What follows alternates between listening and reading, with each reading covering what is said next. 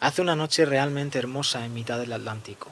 Una brisa constante empuja el Beagle suavemente mientras los marineros de guardia observan las estrellas tarareando alguna melodía. El resto de la tripulación duerme. Darwin está inclinado sobre la baranda de estribor mirando el mar y las estrellas. En el horizonte un resplandor verde llama su atención. Es una tenue luz fosforita que separa la oscuridad entre cielo y mar. Darwin mira a su alrededor, los marineros no parecen prestarle atención, el Beagle se va acercando poco a poco. Cuando están a unos pocos cientos de metros, Darwin comienza a ver puntos de luz verde y amarillos minúsculos en el agua. En el instante que las olas provocadas por la quilla del barco rompen la superficie, los puntos brillan con intensidad unos segundos y luego se apagan. En cuestión de pocos minutos, el Beagle está sumido en un océano de verde fosforito intenso, el mar, el cielo se funden y todo parece emitir un resplandor alienígena. Darwin está maravillado. Corriendo por cubierta va a buscar sus utensilios. La luz es tan intensa que parece hacer de día a bordo del velero. Varias veces intenta meter su pequeña red y un cubo en el agua, pero el resultado es siempre el mismo. El agua se vuelve oscura en cuestión de segundos. Lo que el naturalista inglés está observando por primera vez se conoce hoy día como bioluminescencia, un proceso químico que ciertos tipos de plancton y seres invertebrados llevan a cabo, en ocasiones para buscar pareja, a veces para espantar a posibles depredadores. También algunas especies continentales lo hacen, de hecho, como las luciérnagas. En el siglo XIX, las aguas de muchos mares estaban tan poco contaminadas y tan llenas de vida que algunas noches el mar se volvía literalmente verde o incluso azul y brillaba tan intensamente que provocaba sombras a bordo de los barcos. Darwin quedó realmente fascinado con este fenómeno, del que sería testigo varias veces a lo largo de su viaje. Hoy en día hay que viajar al Caribe y ciertas playas no muy concurridas, como por ejemplo en Australia, para apreciar este fenómeno. Pero habíamos dejado a nuestro científico un poco más adelante en la historia. El Beagle acababa de atracar para su primera gran escala en Brasil. Darwin pisa tierra para pasar unas cuantas semanas estudiando la fauna y flora del bosque tropical. Tras solo 3 días en Río de Janeiro, el naturalista consigue convencer a un irlandés terrateniente para acompañarle a su plantación a 160 kilómetros hacia el norte, tierra adentro. Es un hombre educado y respetuoso, y después de conseguir unos cuantos caballos, se ponen en marcha. Tan pronto como se adentran en la selva, Darwin comienza a observar lo cruel que puede llegar a ser el medio natural. Hay mosquitos por todas partes, arañas que devoran insectos de todo tipo, columnas de miles de hormigas que atrapan hasta pequeños roedores para ir desmenuzándolos poco a poco. El medio natural es un medio hostil. Darwin llena cajas enteras de escarabajos y todo tipo de insectos tropicales. Pero la naturaleza no es la única que se muestra violenta. Al amparo de la selva, la actitud del irlandés cambia de manera drástica. Trata con desdén a los esclavos negros que los acompañan, los insulta cuando caen o se muestran débiles y cansados y los patea a la mínima de cambio. Para cuando llegan a la finca de este, el irlandés se ha convertido en un auténtico tirano. Darwin no da crédito. Amenaza con separar a los hijos de las mujeres esclavas de sus madres cuando éstas cometen algún error, dice que quiere venderlos al mejor postor y parece tenerle especial manía al esclavo más veterano de la finca, al que apalea y hostiga siempre que se presenta la ocasión. Darwin hasta tiene que intervenir varias veces para que la cosa no vaya más, incluso se interpone entre la punta de pistola del irlandés y la vida de uno de los esclavos cuando éste parecía dispuesto a matarlo por no traer la comida a tiempo. Nuestro joven inglés venía de una familia abolicionista, pero vivir en primera persona el trato vejatorio de los terratenientes a sus esclavos lo cambiaría para siempre, dejando una huella permanente de desdén hacia el ser humano y sus caprichos. La estancia en la finca no se hace muy larga precisamente por este motivo, y a pesar de que Darwin parece llevarse bien con todo el mundo, incluidos los esclavos, recordará esta expedición con cierta angustia. No quiero volver a pisar un país esclavista en lo que queda de viaje, escribía a casa. Tras la vuelta a Río, descubre con tremendo pesar que otra expedición de unos cuantos hombres del Beagle había sufrido un ataque de fiebre, por lo que 3 marineros habían fallecido a los pocos días. Merece la pena detenerse aquí para entender los entresijos de una época tan extraña y a la vez tan dinámica como el siglo XIX. La mayoría de los hombres europeos parecían estar siempre al borde de un ataque de violencia. Ya fuera hacia los esclavos, hacia los compañeros de navegación o hacia cualquier extraño, las explosiones de ira y agresiones físicas eran muy comunes. Existía realmente una cultura muy distinta de la violencia, así como del dolor físico. Los latigazos, los castigos terribles a los esclavos, como aplastar la punta de los dedos con alicates, estaban a la orden del día, y esto no solo era hacia los esclavos, sino hacia cualquiera que se saltara la ley del lugar donde se encontraba. A pesar de los avances en medicina, biología y el entendimiento del cuerpo humano, la muerte también estaba casi siempre a la vuelta de la esquina, ya fuera por algún tipo de enfermedad tropical desconocida o alguna infección o picadura de insecto o animal extraño, como le ocurriría de hecho más adelante al propio Darwin. Era una época donde, a pesar de existir una cierta cohesión social en las colonias, gracias a la violencia ejercida por los terratenientes, la estabilidad estaba siempre en peligro. Un grupo de esclavos podría rebelarse y masacrar a los dueños de una finca o tomar un pequeño pueblo, y cualquier marinero, poco importa la misión en la que estuviera inmerso, podía ser reclutado como soldado improvisado para recuperar una plantación de manos de unos bandidos o para reconquistar un poblado tomado por un grupo de esclavos libres.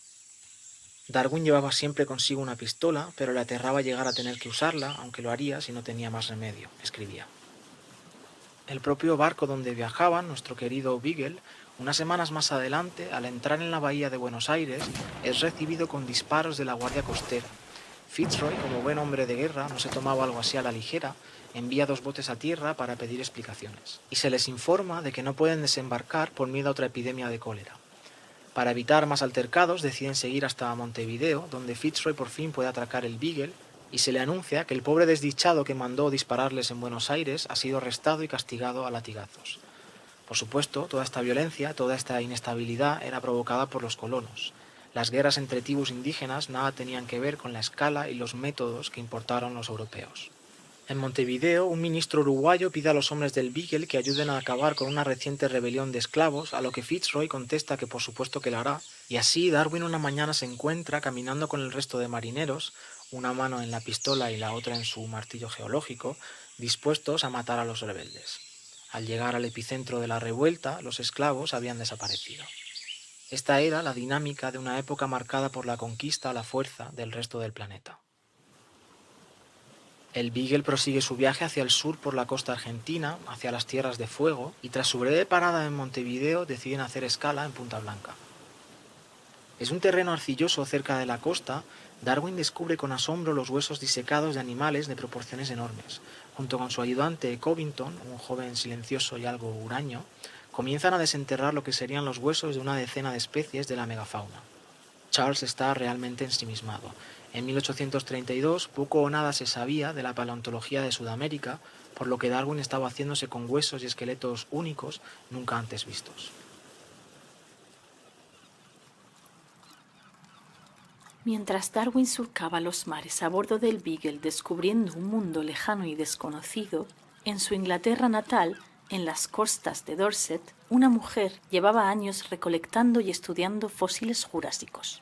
Lyme Regis era un bucólico pueblo en la costa sur de Inglaterra, una ciudad de vacaciones para la clase alta inglesa desde finales del siglo XVIII. Era habitual que los lugareños complementaran sus ingresos con la venta de pequeñas curiosidades fósiles obtenidas de las rocas jurásicas del litoral de Dorset. La costa jurásica, que es patrimonio de la humanidad a día de hoy, tiene una longitud de 153 kilómetros. La erosión marina a lo largo de la línea de la orilla deja a la vista una secuencia continua de formaciones rocosas del Triásico, Jurásico y Cretáceo, que cubren juntas un periodo de unos 185 millones de años de historia de la Tierra. En las localidades de la costa jurásica se pueden estudiar un gran número de zonas fosilíferas. Gran parte de los primeros descubrimientos de dinosaurios y otros restos de reptiles y criaturas marinas prehistóricas fueron realizados en la zona que rodea al pueblo de Lyme Regis, en particular por Mary Anning. Mary pasaba horas en busca de amonitas perfectamente enrolladas y fósiles de belemnoideos, conocidos popularmente como belemnites, un grupo extinto de moluscos cefalópodos similares a los calamares y a las sepias actuales. Desde muy pequeña, Mary junto con su familia comercializaban con los turistas este tipo de descubrimientos prehistóricos. Fue así como Mary Anning se inició como una de las mayores paleontólogas de la historia.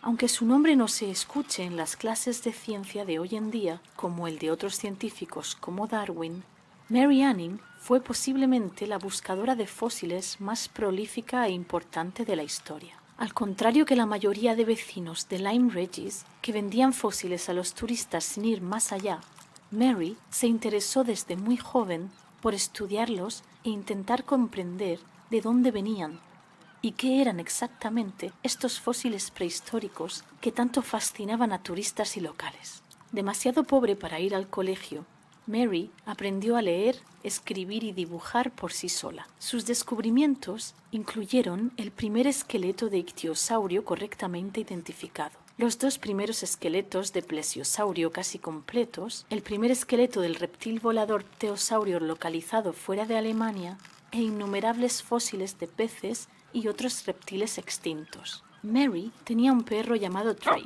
que solía acompañarla cuando salía a recolectar fósiles. El pequeño Trey la seguía a todas partes y Mary le había enseñado a sentarse junto a los hallazgos interesantes de mayor tamaño mientras ella volvía a casa para traer otra cesta o una carretilla. Algunos de sus hallazgos eran demasiado pesados para levantarlos. Mary adoraba a Trey. Existe un famoso cuadro donde podemos ver a Mary Anning portando su inseparable martillo geológico como Darwin. Ella también lo llevaba siempre consigo. Una cesta para recoger fósiles y a su lado, acostado en las rocas, aparece el pequeño Trey. Un día cualquiera, en el que Mary y Trey buscaban fósiles por las paredes rocosas de la costa, un trozo del acantilado se desprendió ante sus ojos, aplastando a Trey y matándolo al instante.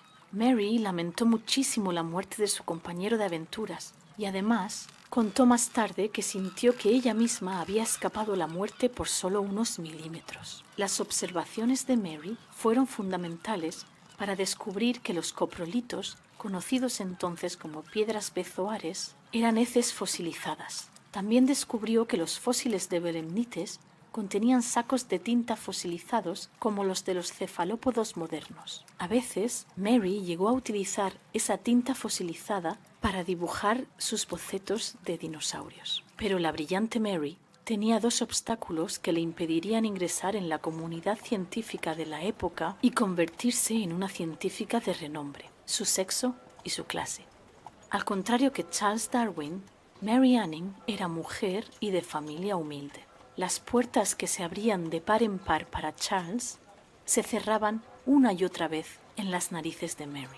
Aunque Anning sabía más sobre fósiles y geología que los fosilistas adinerados a los que vendía, siempre eran los hombres ricos los que publicaban las descripciones científicas de los especímenes que ella encontraba y estudiaba, olvidando a menudo mencionar el nombre de Mary Anning. Científicos de todo el mundo venían a ver a Mary para hablar y debatir sobre fósiles y geología, escuchar sus teorías e hipótesis y comprar sus especímenes. La lista de corresponsales y visitantes de Anning contiene los nombres clave de la geología y la paleontología de principios del siglo XIX.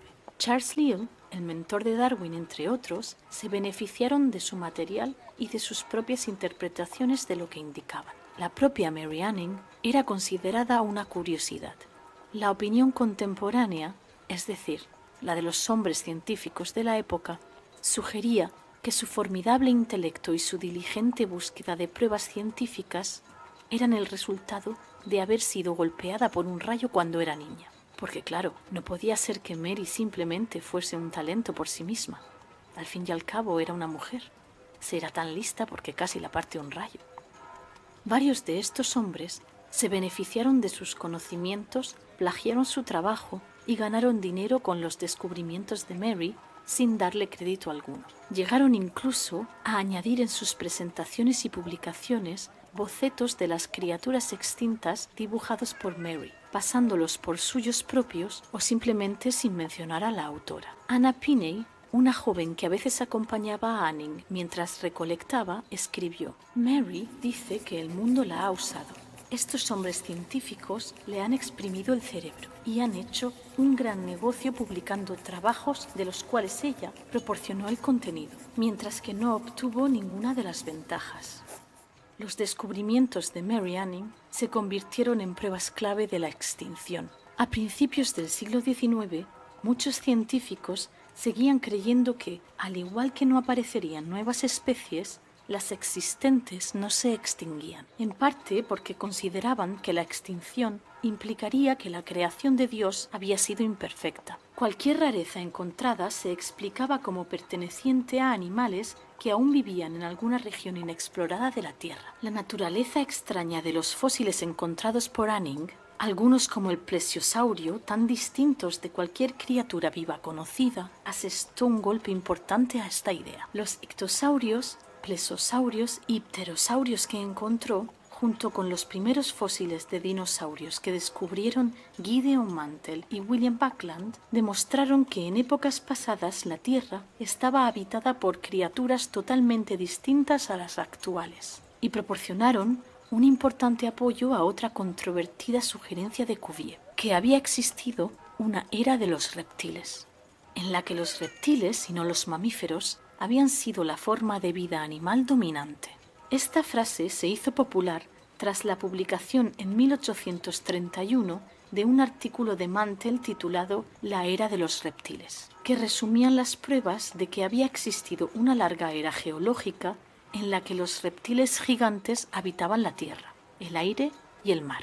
Estos descubrimientos también desempeñaron un papel clave en el desarrollo de una nueva disciplina de análisis geohistórico, que pretendía comprender la historia de la Tierra utilizando las pruebas de los fósiles para reconstruir los organismos extintos y los entornos en los que vivían. Esta disciplina se llamó más tarde paleontología. Mary Anning obtuvo algo de reconocimiento en la última década de su vida. En 1838, la Asociación Británica para el Avance de la Ciencia le concedió una pensión vitalicia. En 1846 fue nombrada primera miembro honoraria del Museo del Condado de Dorset, y cuando falleció, un año después, su muerte se publicó en la revista de la Sociedad Geológica, que no admitiría mujeres hasta medio siglo más tarde. Mary Anning revolucionó el campo científico de la paleontología. Su trabajo influyó en las teorías de Charles Darwin, quien se refirió a ella en sus escritos como la hija del carpintero que merecidamente se ganó un nombre. Mary Anning superó grandes retos a lo largo de su vida para convertirse en una de las principales expertas en paleontología de la historia. Y es muy importante recordarla por haber transformado la forma de entender la evolución, la extinción y la vida prehistórica. Es en este punto del viaje donde Darwin tiene infinitas más preguntas que respuestas. ¿De dónde vienen esos enormes huesos de animales? ¿Cómo desaparecieron? ¿Por qué se parecen tanto a los huesos de algunos animales actuales? ¿Por qué aparecen en zonas donde no hay vegetación ni vida para sostenerlos?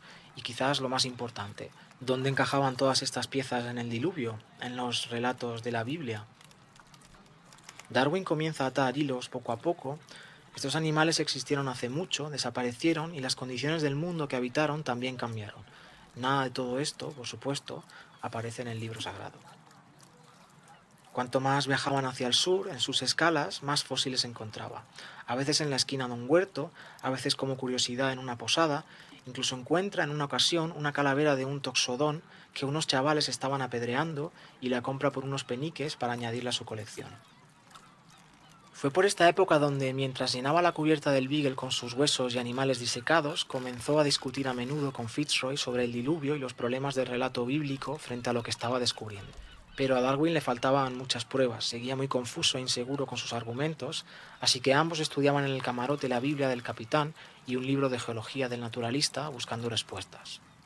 A pesar de ello, el viaje seguía siendo una experiencia increíble para el joven Charles. Siempre que tenía ocasión salía de caza y traía con orgullo sus piezas a bordo, cerdos salvajes, ciervos y todo tipo de animales peludos que luego eran cocinados en cubierta para el disfrute de todos. Por supuesto, ni el mismísimo Darwin ni ningún naturalista de la época tenía la conciencia ecológica que podemos tener ahora. El joven inglés disparaba casi todo lo que se movía, tucanes, loros, monos, roedores de todo tipo, especies de pájaros marinos. Ser naturalista en la época, y por desgracia, significaba masacrar y disecar a todo lo que se movía. Hablemos ahora de Fitzroy y de una misión que emprendió unos años antes. Esta es probablemente una de las historias más fascinantes del Beagle. 3 años antes de embarcarse en la segunda expedición de este barco, junto con Darwin, el capitán ya había visitado la Tierra de Fuego, el extremo sur de Argentina, un lugar inhóspito, frío y peligroso para la navegación. En aquella ocasión, Fitzroy había decidido secuestrar, sí, habéis oído bien, a 3 lugareños para, según sus propias palabras, domesticarlos en Inglaterra y educarlos en la cultura cristiana. Eran 2 muchachos y una mujer joven, todos de piel morena y rasgos, obviamente, muy diferentes a los europeos. Se esperaba de ellos que tras los 3 años de cautiverio en el país inglés llevaran la luz divina a los habitantes de la Tierra del Fuego. La misión, según el capitán, era sencilla: liberar a los 3 indígenas en su tierra junto con un misionero, un chico inexperto que nunca había viajado al extranjero, y la fe haría el resto. La London Missionary Society, un organismo de apoyo a los misionarios de fe cristiana, les había regalado todo tipo de artefactos, según ellos muy útiles, para ayudarles a salir del salvajismo en el que vivían esas tribus. Copas de vino, bandejas de té, ropa blanca y sombreros de castor. Todo esto en medio de una tierra azotada por el viento, con uno de los climas más hostiles del mundo. A las 2 semanas, tras una ronda de reconocimiento por la costa, el Beagle y su tripulación volvieron a visitar a los fueguinos y al pobre misionero, y como era de esperar, no quedaba ni rastro del campamento ni las provisiones que le dejaron. El misionero se tiró al agua nada más verles, a pesar de que estaba helada, y Jimmy, uno de los fueguinos secuestrados que mejor se había adaptado y que se quedó acompañando al misionero, dijo que no quería volver al barco, que se quedaría en su tierra con su gente. La conclusión era evidente para cualquier hombre religioso como Fitzroy: nada podía hacerse para sacar del analfabetismo y las costumbres salvajes a estos fueguinos. La suerte de estos nativos, en realidad, estaba echada. Darwin sabía perfectamente lo que estaba ocurriendo con los nativos americanos y australianos a cientos de millas de Argentina. Un siglo más tarde, solo quedaría un centenar de individuos de estas tribus y otra cultura y lenguaje desaparecerían para siempre. Su acercamiento a la civilización, escribía Darwin, solo les ha hecho más difícil vivir en su propio país. Fuegia Basket, la muchacha fueguina secuestrada, vivió muchos años. Numerosos marineros ingleses reportaron haberse encontrado con una salvaje de gestos educados y con cierto conocimiento de la lengua inglesa. Tuvo 2 hijos, pero del final de su vida se sabe muy poco. Darwin hizo todo lo posible por seguir teniendo noticias de estos 3 nativos, a los que había cogido cariño, y mantuvo correspondencia con marineros durante años para saber de ellos. Pero Darwin, a pesar de ser un hombre cándido y de espíritu científico, seguía siendo un hombre de su época.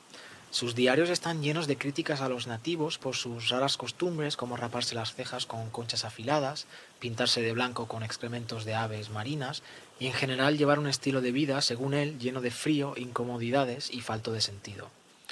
Lo cierto es que nadie escapa a los marcos conceptuales de la época y cultura que le ha tocado vivir. Los nativos no entendían a los ingleses no entendían a los nativos. Los colonos masacraban a tribus de todo el mundo, los que más poder tenían buscaban subyugar y controlar a los que menos, y así desde el principio de la civilización. Un empeño milenario por imponer un punto de vista, una manera de hacer las cosas. Solo algunas tribus de culturas muy dispares, como los nativos americanos o los Moriori en Nueva Zelanda, a los que dedicaremos un episodio aparte, solo en ocasiones muy contadas en la historia del ser humano, grupos de personas han entendido la naturaleza finita de nuestro mundo, los límites del crecimiento.